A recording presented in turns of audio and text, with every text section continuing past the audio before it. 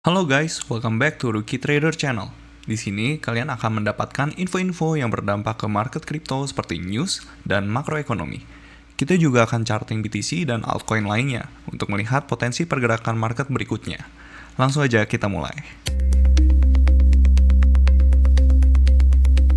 Halo semuanya, selamat datang kembali di Market Update hari Sabtu 25 Oktober 2025. Sebelum kita masuk ke pembahasan, gue mau info kalau kita akan ngadain live streaming ya, ketika ada video update harian seperti ini, yang like-nya mencapai 100. Supaya gue tahu antusias teman-teman dan gue juga jadi semakin semangat ya ke depannya. Semoga bisa tercapai 100 likes-nya. Langsung kita ke pembahasan. Market Update hari ini didominasi oleh dua peristiwa krusial nih. Rilis data CPI US yang lebih rendah daripada ekspektasi, itu memicu rally di Wall Street dan persiapan panggung negosiasi untuk KTT Trump dan Xi yang akan datang, yang kini dibayangi oleh penyelidikan dagang baru. Untuk berita yang pertama, rilis data CPI yang tertunda akhirnya memberikan kejutan bullish bagi pasar nih, memperkuat ekspektasi pemotongan suku bunga The Fed. Data CPI September yang dirilis kemarin menunjukkan inflasi itu mendingin, dengan angka utama dan core CPI year over year itu di angka 3%, di bawah konsensus 3,1%. Secara month over month, core CPI itu juga turun menjadi 0,2% dari 0,3% bulan lalu. Sinyal kuncinya itu ada di OER atau Owner Equivalent Rent. Indikator penting inflasi jasa mencatatkan kenaikan bulanan terkecil sejak Januari 2021. Data ini segera memicu lonjakan ya pada futures suku bunga US. Trader kini meningkatkan taruhan mereka pada pemotongan suku bunga The Fed sebesar 25 basis point minggu depan dan pemotongan berikutnya pada Desember 2025.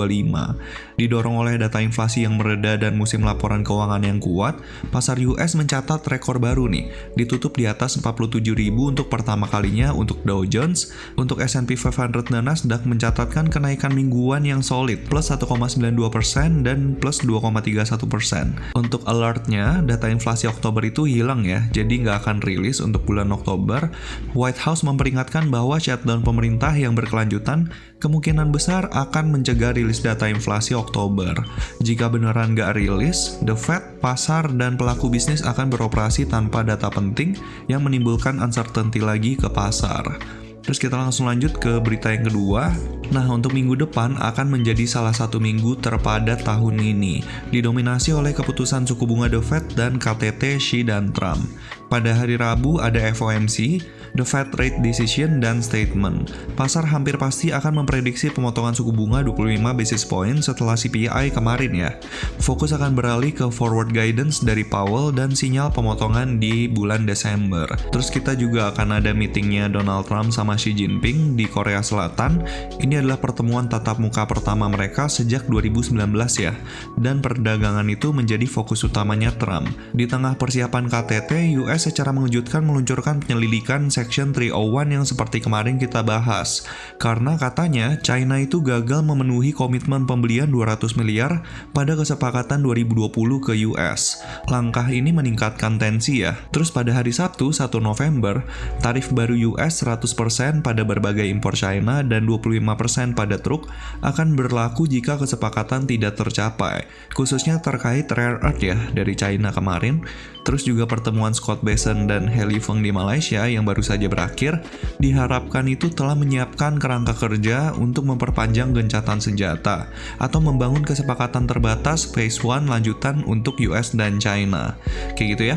Jadi kesimpulannya, minggu ini ditutup dengan sentimen risk on yang kuat berkat data inflasi yang dovish dan musim earning yang solid juga nih.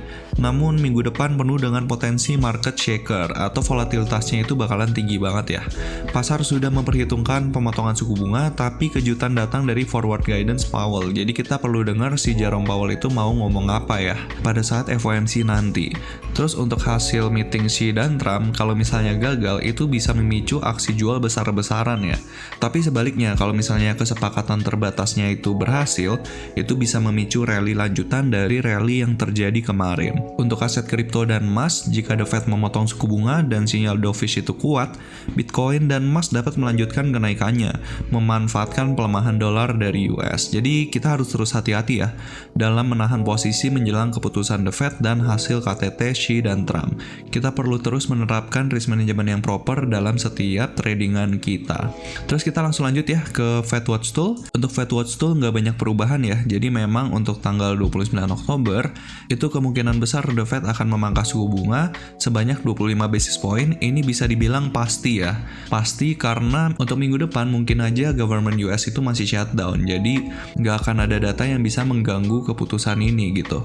Terus untuk Desember ini masih fluktuatif. Jadi nanti kita lihat aja data yang akan keluar seperti apa. Kayak gitu ya.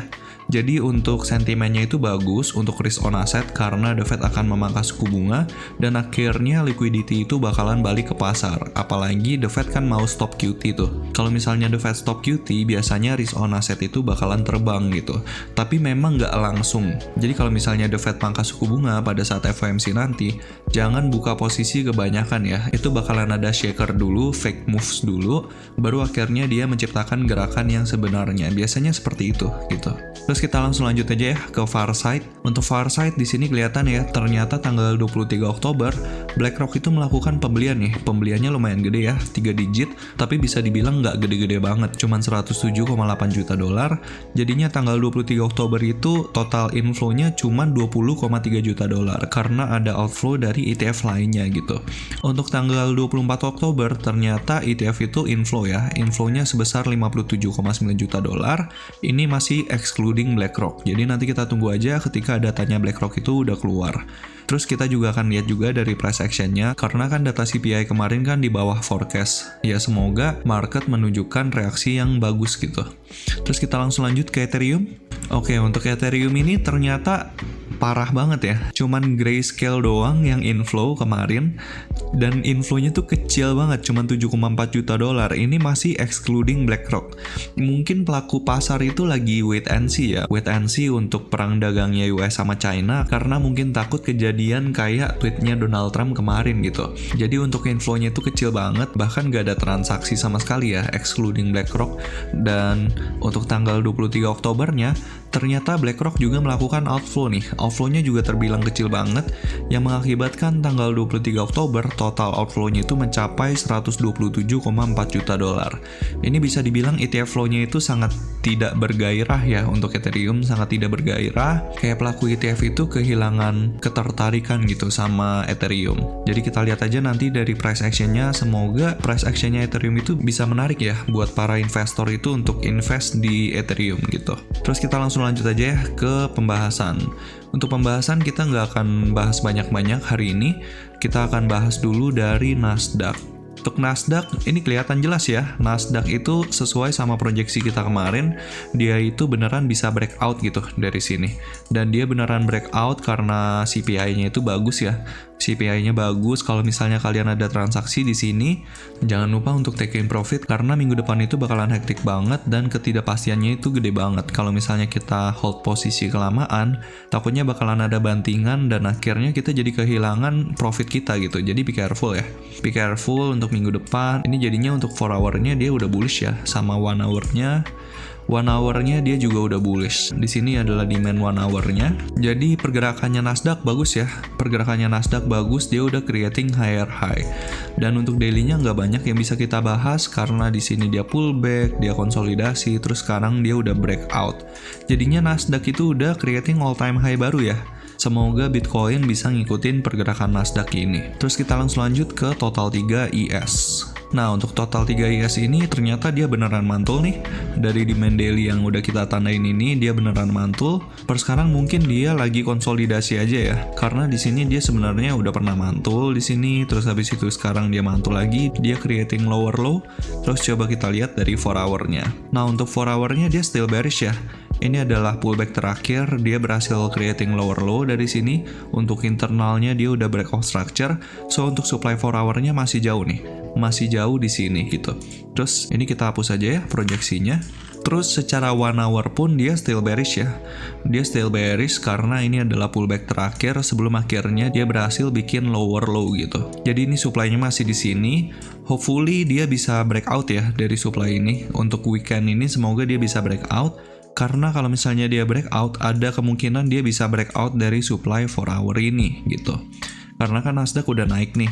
Ya semoga pergerakan cryptocurrency yang lain itu ngikutin pergerakannya Nasdaq ya, kayak gitu. Karena secara internal pun ini indikasinya lumayan bagus ya.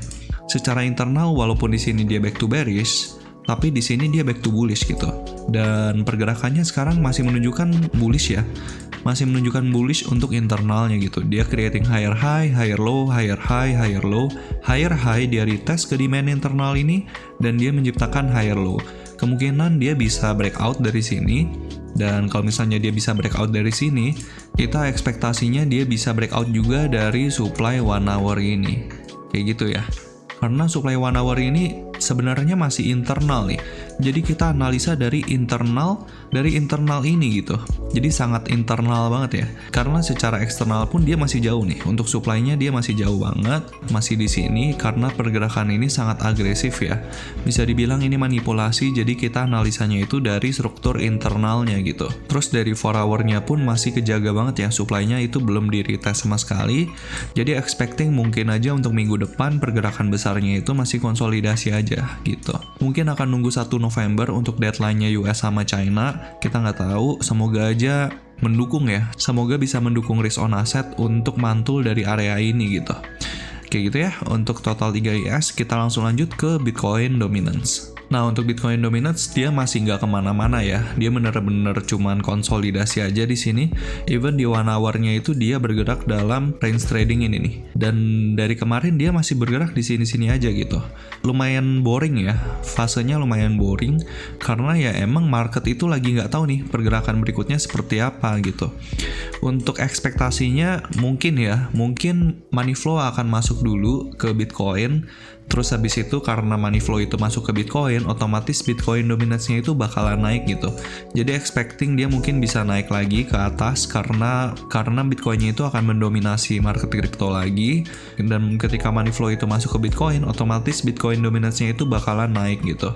Walaupun sekarang kita lagi di area krusial, tapi bisa dibilang area krusialnya ini udah pernah ditembus gitu. Walaupun tembusnya ini manipulasi, tapi kita tetap perlu hati-hati kalau misalnya Bitcoin dominasi itu sampai ke sini gitu. Expecting ada rejection, tapi kalau misalnya dia ada breakout, kita juga harus siap gitu. Kayak gitu ya, untuk Bitcoin Dominance kurang lebih sama pembahasannya kemarin. Dia masih di sini-sini aja, jadi nggak banyak yang bisa kita bahas nih di Bitcoin Dominance. Kayak gitu. So, kayak gitu ya, untuk Bitcoin Dominance kita langsung lanjut ke pembahasannya Bitcoin. Nah, untuk Bitcoin sesuai juga sama proyeksi kita ya, dia cuman konsolidasi aja di sini. Dia masih belum kemana-mana, masih di area sini-sini aja. Walaupun di sini kita expecting bakalan ada rejection ya di sini, karena kita lagi ada di SNR yang terbilang lumayan krusial nih. Kalau misalnya kita lihat secara time frame daily, di sini kelihatan ya. Di SNR ini sempat ada rejection, sempat menjadi support, rejection, dan mungkin aja di sini bakalan ada rejection lagi. Tapi kita nggak tahu, gue sih berharapnya dia bisa breakout ya dari sini. Dia bisa breakout dari sini, mungkin retest lagi ke supply 4 hour ini, kita nggak tahu. Tapi secara tutupan candle kemarin ini lumayan bagus ya. Candle hijau ini nih 2 hari kemarin itu mengindikasikan bahwa Bitcoin itu beneran mantul dari demand daily ini gitu. Jadi expecting mungkin dia bisa sampai ke area SNR ini dulu. Ini untuk target terdekatnya. Mungkin setelah itu baru dia mengalami konsolidasi lagi ya di sini. Untuk nunggu keputusannya Donald Trump sama Xi Jinping gitu. Kalau outputnya bagus, outcome-nya bagus, mungkin aja dia bisa langsung tembus ketiga SNR ini gitu. Sama pergerakannya kayak yang di sini. Kayak gitu. Mungkin aja ya, mungkin beneran bisa terjadi seperti itu. Karena di sini gue lihat di CoinGlass itu liquidity-nya banyak banget. Kalau misalnya kita lihat ke CoinGlass, ini kita ganti ke 30 hari. Nah, liquidity-nya itu banyak banget nih di sini. Dari harga 114 sampai ke harga 120 gitu. Di sini tuh orang-orang bakalan kena likuidasi untuk posisi short-nya. Ketika orang-orang mengalami likuidasi untuk posisi short, action yang bakalan kebuka otomatis itu adalah buy gitu. Jadi kan mereka short. Kalau misalnya mereka stop loss, ya actionnya itu buy, jadi otomatis buying di harga-harga ini gitu. Makanya kalau misalnya Bitcoin nyentuh ke harga sini, kemungkinan bakalan terjadi short squeeze kayak gitu. Dan ini liquidity-nya tebal banget ya, bisa kelihatan di sini tebal. Dan harapannya ketika nyampe ke sini, itu Bitcoin bisa cepet banget naiknya karena liquidity buying-nya itu banyak banget gitu. Kayak gitu sih untuk Bitcoin. So be careful kalau misalnya kalian shorting, mungkin aja bisa kejadian short squeeze dari sini gitu.